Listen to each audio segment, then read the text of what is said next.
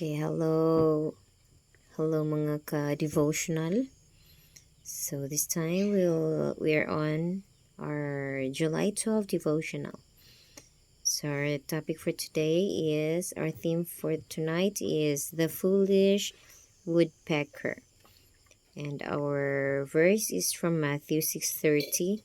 Wherefore, if God so clothe the grass of the field, which today is, and tomorrow is cast into the oven, shall he not much more clothe you, O ye of little faith? Oh, yes. It was exciting to watch the red-bellied woodpecker that frequented our bird feeder during the cold months of January and February.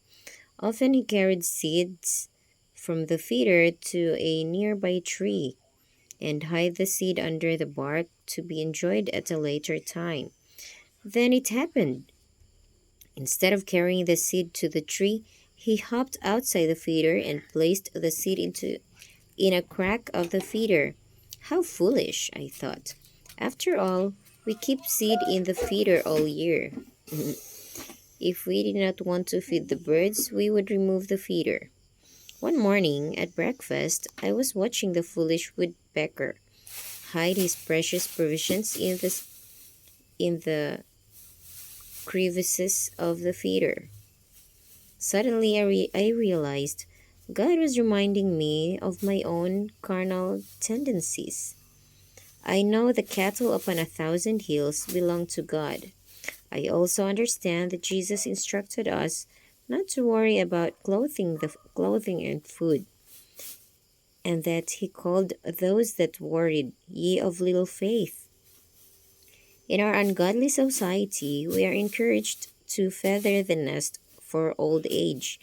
Even among professing Christians, we hear of setting aside abundance so our retirement years can be spent in pleasure and leisure instead of living and serving for God's glory.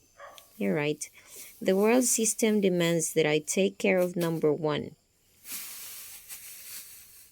God has a different value structure. His unique order necessitates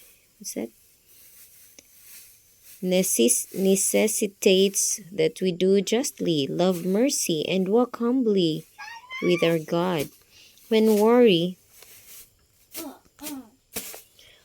worry crowds into my life to steal peace and trust, I want to remember the lesson of the foolish pecker.